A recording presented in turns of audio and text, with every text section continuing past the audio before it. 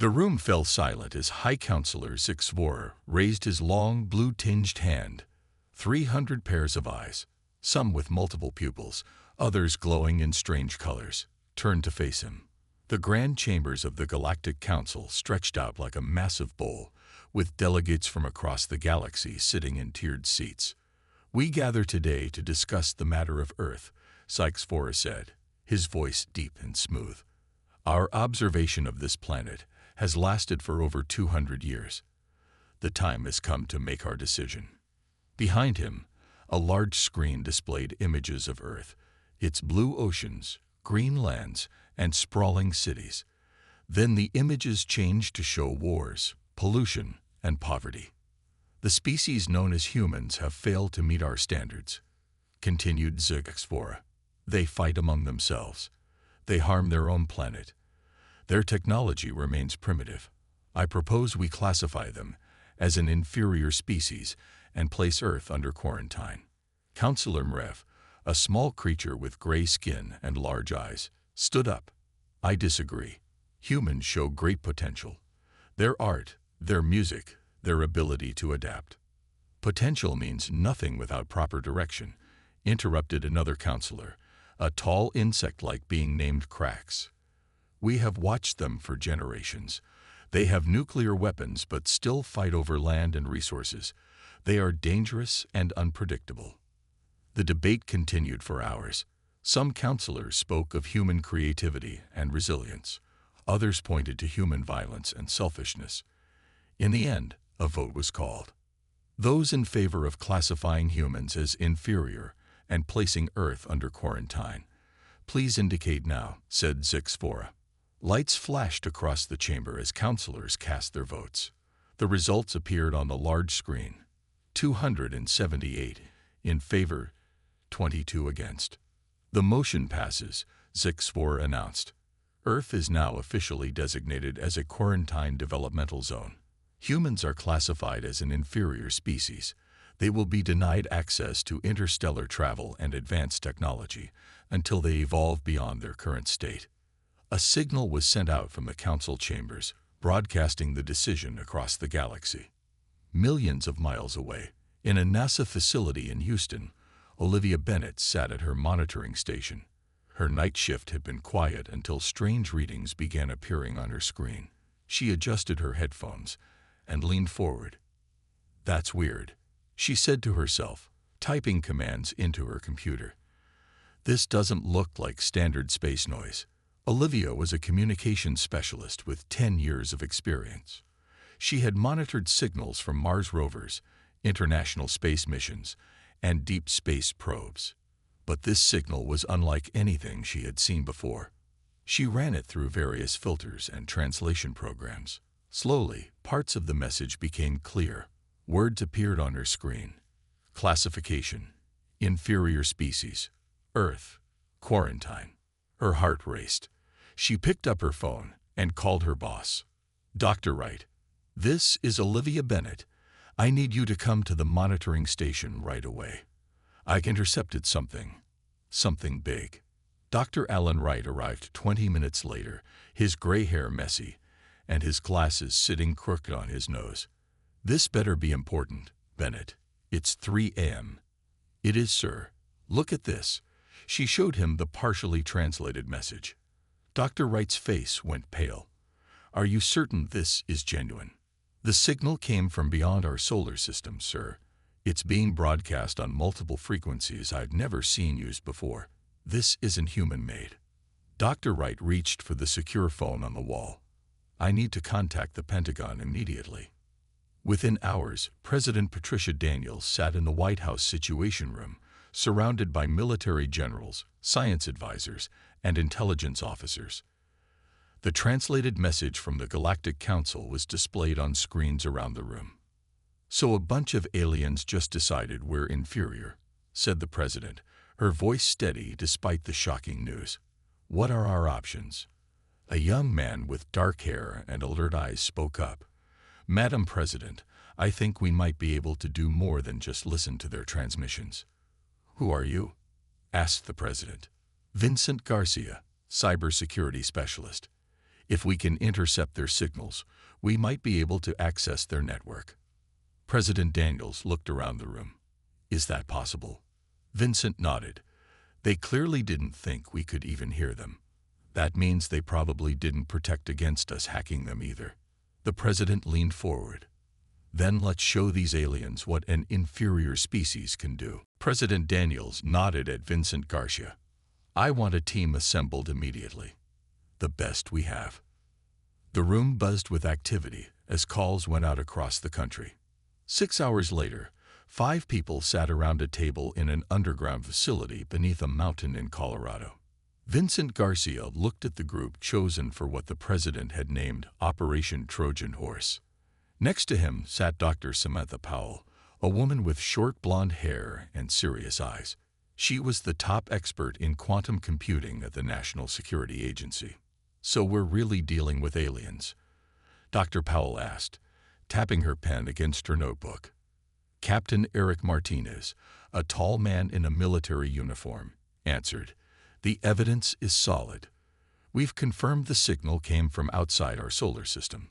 And they think we're stupid, added Dr. Lauren Kelly, a woman with dark curly hair who specialized in language patterns. She had spent years developing theories about how aliens might communicate. That could work in our favor. Jack Turner, a former hacker with a shaved head and arms covered in tattoos, grinned. The best security breach is the one they don't see coming. Vincent stood up and walked to a large screen on the wall. Here's what we know.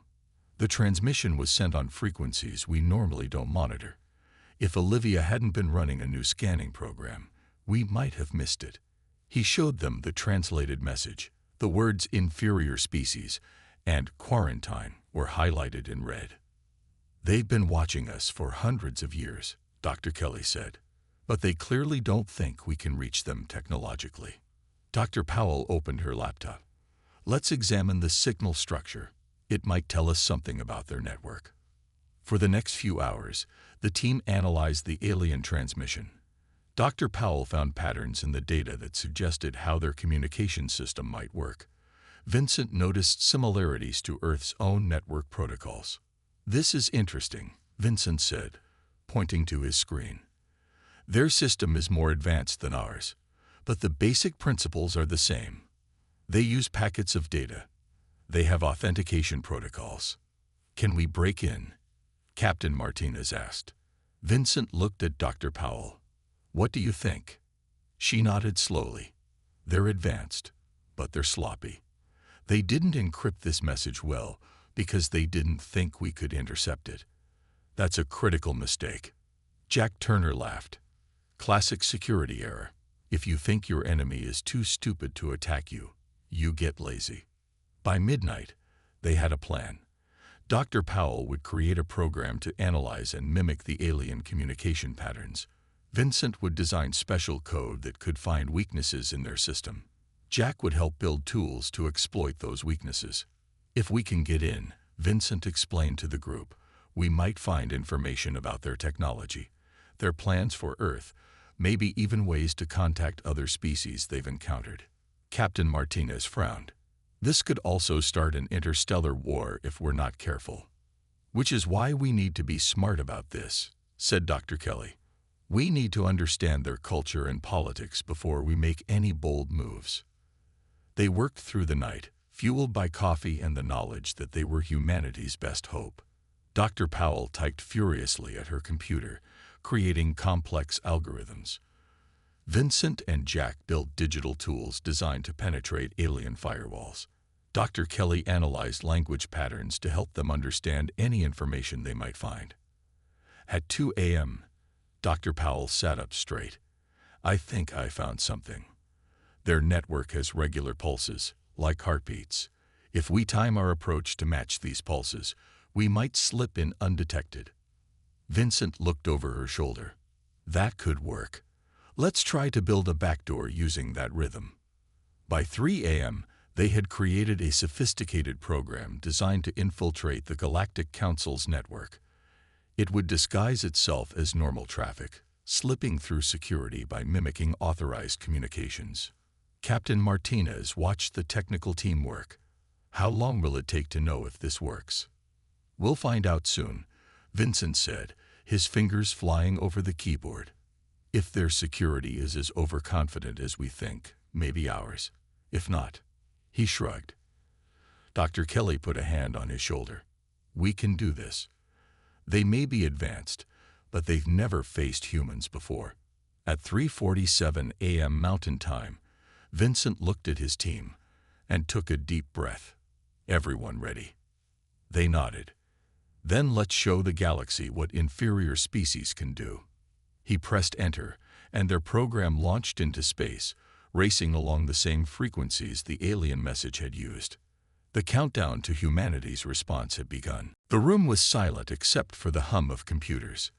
5 pairs of eyes stared at screens filled with strange symbols and flashing data. Vincent's program had been running for exactly 17 minutes. Anything? Captain Martinez asked, breaking the silence. Vincent shook his head. Not yet. The signal has to travel, and... A loud beep cut him off. His screen flashed green. We're in, he whispered, barely believing it himself. We're actually in their system. Dr. Powell leaned forward, her eyes wide. That was too easy. Not easy, Jack corrected her. They just never expected us to try. Look at this code. It's complex, but there are no traps, no special protections against outside species. Dr. Kelly nodded. Why build a lock for someone you think can't reach the door? Vincent's fingers moved quickly over his keyboard. We need to be careful. Just because we're in doesn't mean they won't notice us poking around. On the main screen, alien symbols began to organize themselves into folders and files as Vincent's translation program worked. Dr. Kelly helped identify patterns and meanings. This folder seems to be about member species, she said, pointing. And this one might be star maps or navigation. This is incredible, Dr. Powell said. Their encryption is advanced, but they're using principles similar to ours. It's like finding out aliens use the same math we do. Jack laughed. Math is universal. Apparently, so is being lazy about security when you think you're the smartest guy in the room. For the next hour, they carefully explored the Galactic Council's network. They discovered files containing information about hundreds of alien species, detailed maps of the galaxy with travel routes marked, and technical documents describing technologies humans had only dreamed about. Look at this, Vincent said, opening a file. It's their profile on humans. The team gathered around his screen. The file contained centuries of observations about Earth, wars, inventions, politics, art, even popular entertainment. They've been watching us like we're animals in a zoo, Captain Martinez said, his voice tight with anger. Wait, Dr. Kelly pointed to a section of the report. They're particularly interested in our computer technology. They note how quickly it's evolved. Yet they still think we're primitive, Jack said. Vincent nodded. That's their mistake. Dr. Powell, who had been exploring a different part of the system, suddenly called out, I found something big. I think it's their communication network, something called the Galactic Beacon Network. Vincent moved to her station. What does it do? From what I can tell, it's how they broadcast important messages across the galaxy. Rules, warnings, announcements, she explained. And the best part, we have access to the controls. Captain Martinez stood up straight. Are you saying we could send a message to the entire galaxy? Not just a message, Vincent said, his eyes lighting up. We could tell the whole galaxy that the supposedly inferior humans just hacked the mighty Galactic Council. Dr. Kelly looked concerned. Should we really announce ourselves like that? Maybe we should just gather information quietly. They already announced to the galaxy that we're inferior, Jack argued. We need to correct that mistake. Captain Martinez nodded. I agree. But we need to be strategic about this. We shouldn't just brag. We need to position ourselves for negotiations. They called President Daniels with their findings. On the video screen, her expression changed from hope to amazement as they explained what they had discovered. "You're telling me you've accessed their entire network?" she asked. "In less than 2 hours." "Yes, Madam President," Vincent answered. "And we can send a message through their own system." The president thought for a moment. "What's our goal here? We need to think long-term." "Recognition," Captain Martinez said. "We want them to acknowledge us as equals." "Protection," added Dr. Powell. "We need to ensure they don't try to harm Earth." "And respect," Vincent finished. "We want to join the galactic community, but on fair terms." The president nodded. "Draft a message. Something clear and strong, but not threatening. We want to surprise them, not scare them into attacking us." Dr. Kelly began writing, with input from everyone. The message needed to be perfect, humanity's first official communication to the galaxy. As the sun began to rise over the Colorado mountains, they finished their draft and sent it to the president for approval. The fate of Earth would depend on these next few hours. President Daniels read the message on her secure tablet. Her advisors stood around her in the Oval Office, waiting for her decision. "It's direct," she said, looking up. "Maybe too direct." "With respect, Madam President," said her Secretary of State, "I think directness is what we need here.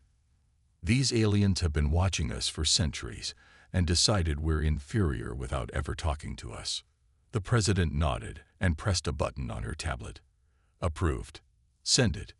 Back in the Colorado facility, Vincent received the president's message. "We have approval. Let's do this." Dr. Powell moved to her station. "I figured out how to use their beacon network. It's actually pretty simple." "That's because they never thought an inferior species would be using it," Jack said with a grin. Dr. Kelly made some final adjustments to their message, making sure the translation would be clear to any alien who received it. Captain Martinez watched over their shoulders, his military training making him alert for any signs of trouble. "Ready?" Vincent asked. Everyone nodded. "Sending. Now." Dr. Powell pressed a key, and their message entered the Galactic Council's beacon network.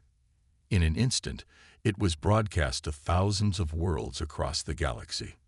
The message read, "To the esteemed Galactic Council, we, the humans of Earth, acknowledge receipt of your classification of our species as inferior. In response, we wish to inform you that we have accessed your secure networks, downloaded your technological database, and currently maintain control of your beacon network. We propose an immediate renegotiation of Earth's status. Transmission ends." Attached to the message was proof of their access, small samples of data from various parts of the Council's network, carefully chosen to demonstrate their complete access without revealing how much they had actually learned. "And now we wait," Captain Martinez said.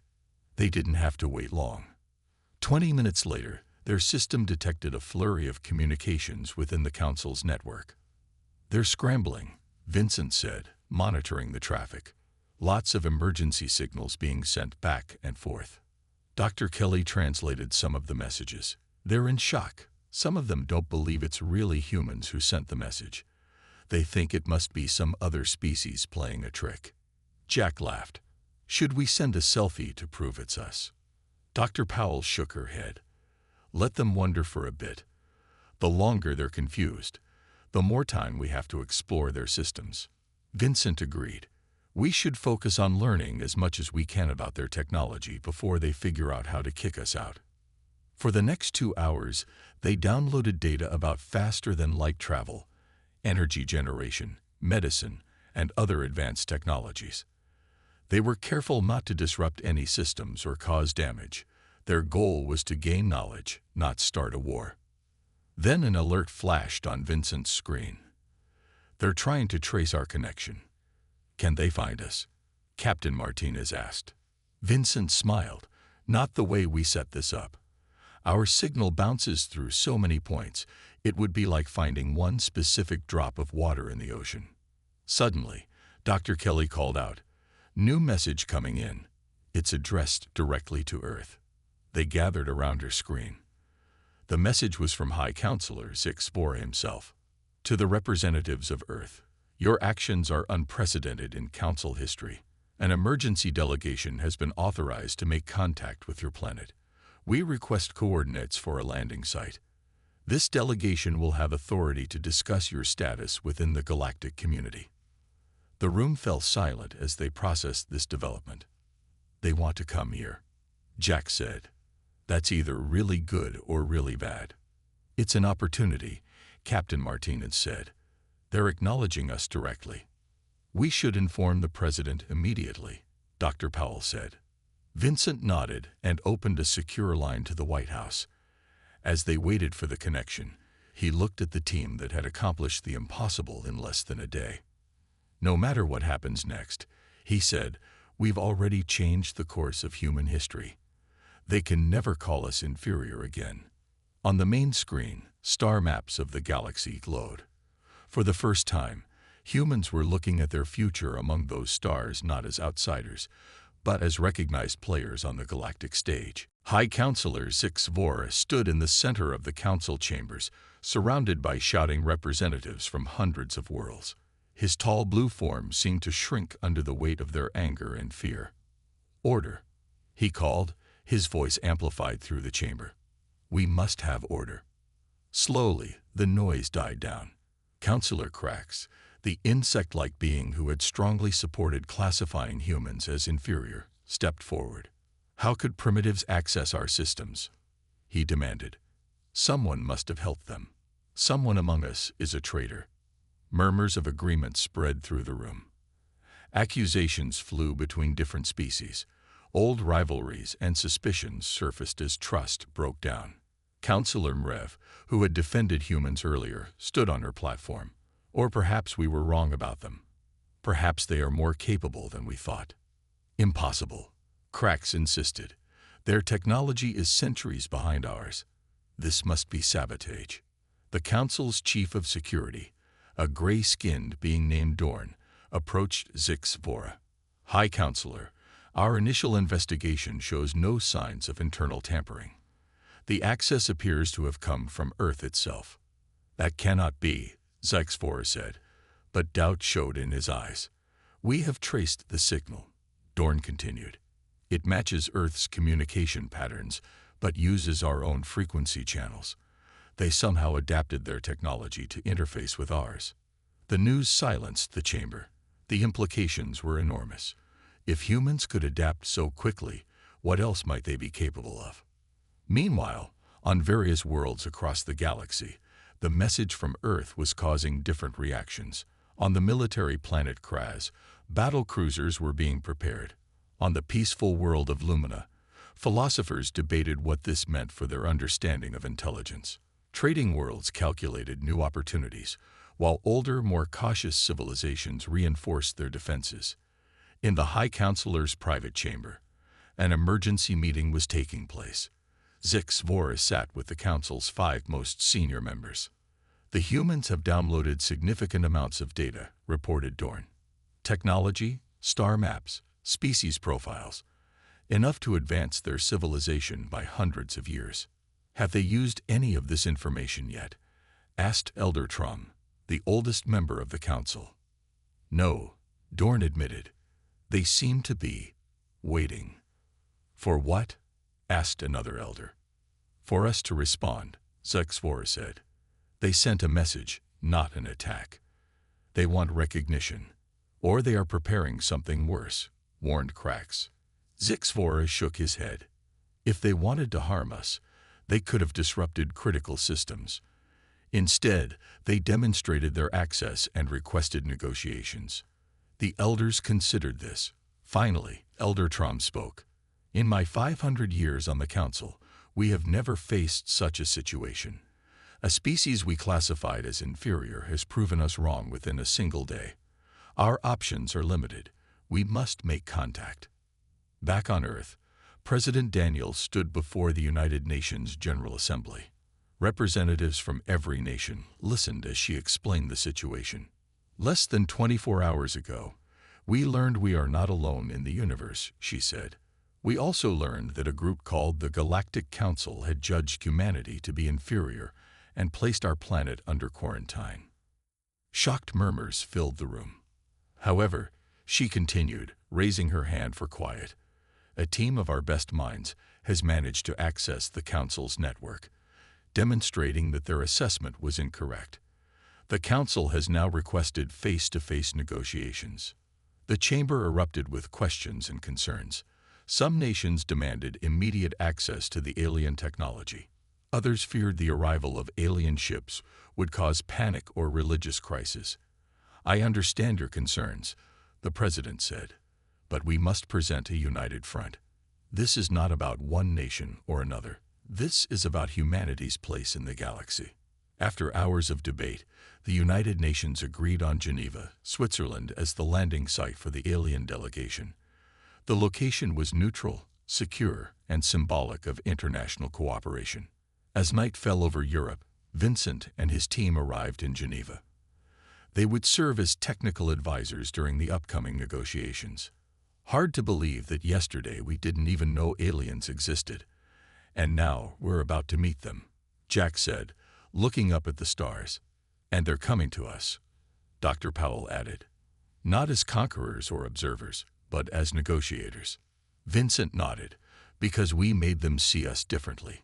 Across the city, security teams prepared the landing site, while scientists set up equipment to monitor the arrival. The world held its breath, waiting for the dawn and the first official contact between Earth and the galaxy beyond. The morning sun shone over Geneva as crowds gathered behind security barriers. News helicopters circled overhead. On television screens around the world, billions of people watched and waited. At exactly 10:00 a.m. local time, the sky above Lake Geneva shimmered. A large oval shape appeared, looking like polished silver. It descended slowly, making no sound. Wind rippled across the lake as the ship, nearly the size of a football field, came to rest on the special landing pad. President Daniels stood with other world leaders on a viewing platform. Vincent and his team waited nearby with scientific equipment. Armed soldiers formed a perimeter, though they had been instructed to appear respectful rather than threatening. This is it, Vincent whispered to Dr. Powell. First contact. A seam appeared in the side of the ship. It widened into a doorway, and a ramp extended to the ground. 6 figures emerged and walked down slowly. At the front was High Counselor HFY, tall and blue-skinned with 4 arms and a long neck. Behind him came representatives from 5 other species, some with multiple limbs, others with strange body shapes, all clearly not human. Dr. Kelly watched them closely. Their body language shows caution, but not fear, she told Captain Martinez. That's good. President Daniels stepped forward to meet the aliens. As agreed by the United Nations, she would represent all of Earth for this first meeting. Welcome to Earth, she said. I am President Patricia Daniels. HFY bowed slightly. I am High Counselor HFY of the Galactic Council. We come in peace and with authority to negotiate. His voice was translated through a device he wore, allowing him to speak in perfect English. The humans had their own translators ready, created from the technology they had downloaded from the Council's network. We appreciate your prompt response to our message, President Daniels said. HFY's large eyes blinked slowly. Your message was unexpected. The Council wishes to understand how your species achieved something considered impossible. The President gestured to Vincent and his team. These are the people who accessed your network. They can explain the technical details better than I can. Vincent stepped forward, feeling the weight of all eyes, human and alien, upon him. We identified patterns in your transmission and found similarities to our own network protocols. You had no defenses against our approach because you never expected us to try. Counselor Krax, the insect-like being, clicked his mandibles in what seemed like irritation. Impossible. Your technology is primitive. Jack Turner couldn't help himself. Primitive enough to hack your system. Dr. Powell stepped in quickly. What we lack in absolute technological advancement, we make up for in creativity and adaptation. Your systems are more advanced but follow predictable patterns. We found a way to bridge the gap. HFY studied them with new interest. In 50,000 years of Council history, No species has ever responded to classification in this manner. No species has ever been human before, Captain Martinez said simply. The High Counselor nodded. Indeed, it seems our evaluation metrics were insufficient. President Daniels brought the conversation back to its purpose. We propose a meeting to discuss Earth's status and our potential relationship with the galactic community. Agreed, said Zixvora. But first, we request that you relinquish control of our systems. Vincent looked at the president, who nodded slightly. They had already discussed this possibility. We will provide limited access restoration as a show of good faith, Vincent said. Full restoration will come as our negotiations progress. The aliens conferred among themselves briefly. Then Zixvora agreed. Acceptable. We acknowledge your position of strength, unusual as it may be. The two groups moved to a nearby building prepared for the historic meeting. As they walked, Dr. Kelly moved closer to Vincent. They're impressed, she whispered, and a little afraid. We've completely upended their understanding of how species develop. Inside the conference room, humans and aliens took seats across from each other.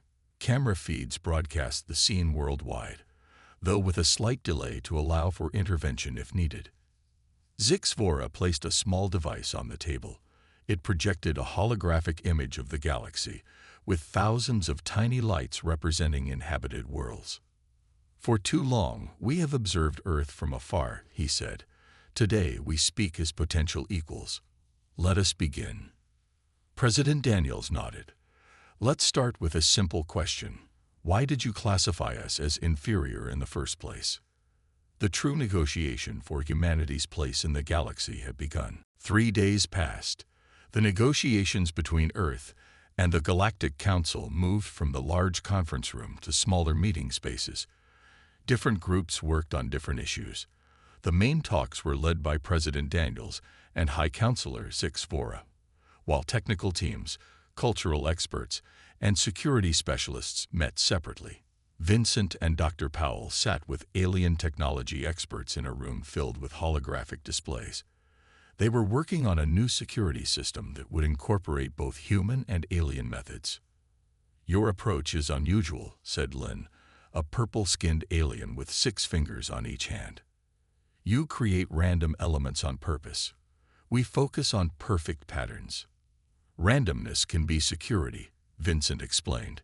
If a system is too perfect, too predictable, it becomes vulnerable. Lynn nodded slowly. This is why we could not stop your intrusion. We never considered such an approach. In another room, Dr. Kelly worked with alien linguists to create a translation database. Captain Martinez met with military representatives to discuss space defense protocols. Jack Turner helped demonstrate human computer systems to curious alien engineers. The talks were not always easy. Counselor Crax still treated humans with suspicion, and some Earth representatives worried about giving away too much. But progress was made hour by hour.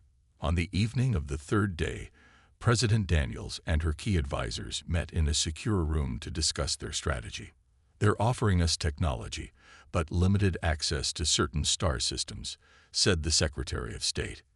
They claim it's for our protection, but it feels like they still don't fully trust us.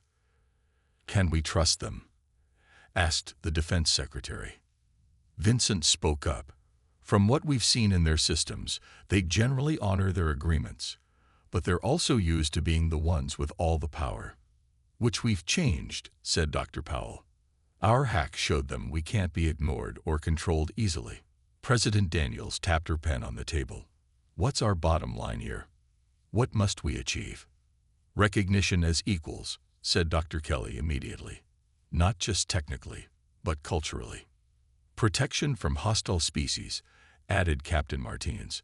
There are some aggressive civilizations out there. And a fair exchange of knowledge, Vincent said. We have things to offer too, not just technology to receive. The president nodded. Then that's what we'll push for tomorrow.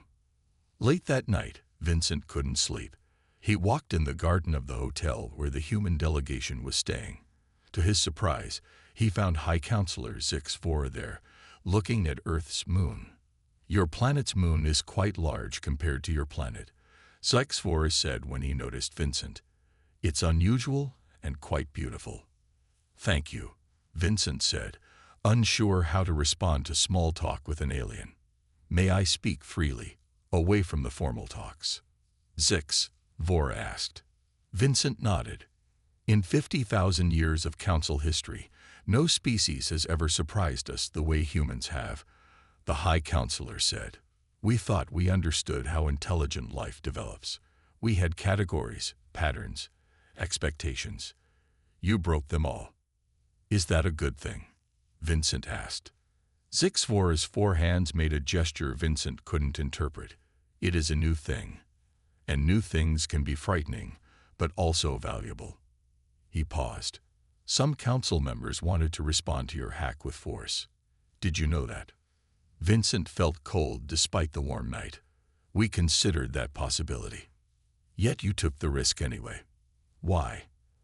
"Because being recognized is worth the risk of being destroyed," Vincent said simply.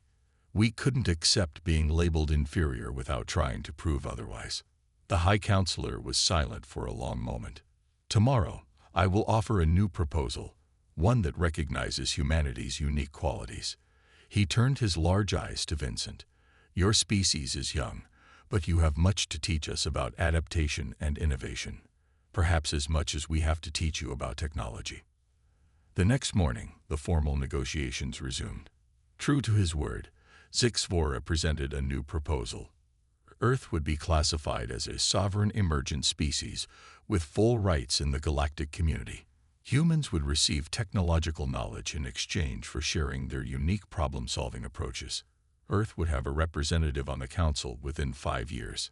As President Daniels read through the proposal, she looked at Vincent and smiled. The long night talks had paid off.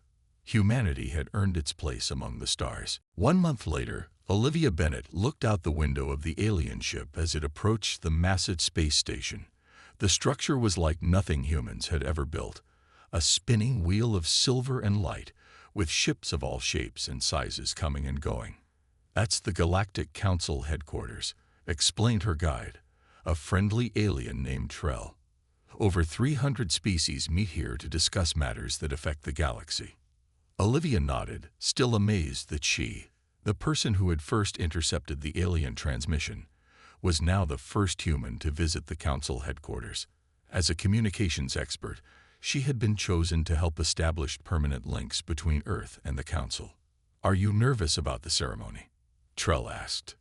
"A little," Olivia admitted. "I never expected to represent humanity in front of aliens." The ship docked at the station. Olivia followed Trell through corridors filled with beings of all descriptions. Some had multiple limbs, others floated rather than walked, and many had body shapes that defied easy description. Yet they all made way respectfully for the human visitor. They entered the great council chamber, larger than any room Olivia had ever seen. Thousands of representatives sat in tiered seats around a central platform. On that platform stood High Counselor HFY, and, to Olivia's surprise, Vincent Garcia. "Welcome," HFY's voice echoed through the chamber as Olivia approached. "Today we formally recognize Earth as a member of the galactic community." Olivia took her place beside Vincent. "I didn't know you would be here," she whispered. "Last-minute addition," he replied with a smile. "Someone needed to explain our new joint security system."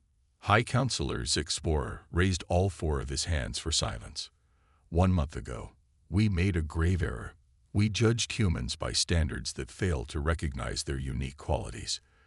We declared them inferior based on technology alone, ignoring their remarkable adaptability and creative problem-solving."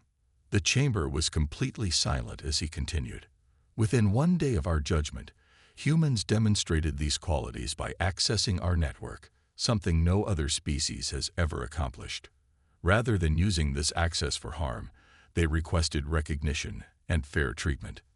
He gestured to Vincent and Olivia. "These humans represent a species that has shown us the danger of narrow thinking. They have reminded us that true intelligence comes in many forms. Today, we not only welcome Earth as a sovereign emergent species, But we also announce a fundamental change in how the Council evaluates developing civilizations. Vincent stepped forward and explained the new security system that combined human unpredictability with alien advanced technology. The Council members listened with interest, many taking notes or recording his words. When the ceremony ended, Olivia and Vincent were led to a special chamber where Earth's official data link to the Council would be established. As technicians worked, they had a moment to talk. "I can't believe how much has changed in just a month," Olivia said. "Dr. Powell is working with alien scientists on quantum computing. Captain Martinez is helping establish Earth's defense grid. Dr. Kelly is creating the first complete database of galactic languages." Vincent nodded, and Jack is having the time of his life showing alien programmers how humans write code. He says they're both horrified and fascinated. "What about you?" Olivia asked. "What's next for the man who hacked the galaxy?" Vincent looked out at the stars visible through a large window. "I'm helping establish a new school on Earth where humans and aliens can study together. We have so much to learn from each other. And it all started because they thought we were inferior," Olivia said with a smile. "Their biggest mistake," Vincent agreed, "and our greatest opportunity." As they spoke on Earth, the first alien visitors were being welcomed in cities around the world. New technologies were already improving human lives. Plans for the first human-built starship were being drawn. Children looked up at the night sky with the knowledge that someday they might visit those distant points of light. In just over a month, humanity had gone from an isolated species on a single planet to a recognized member of the galactic community, all because they refused to accept being called inferior, and because they had shown that sometimes the greatest strength comes not from advanced technology, but from the ability to think differently. Earth had not just joined the galaxy, it had changed it forever.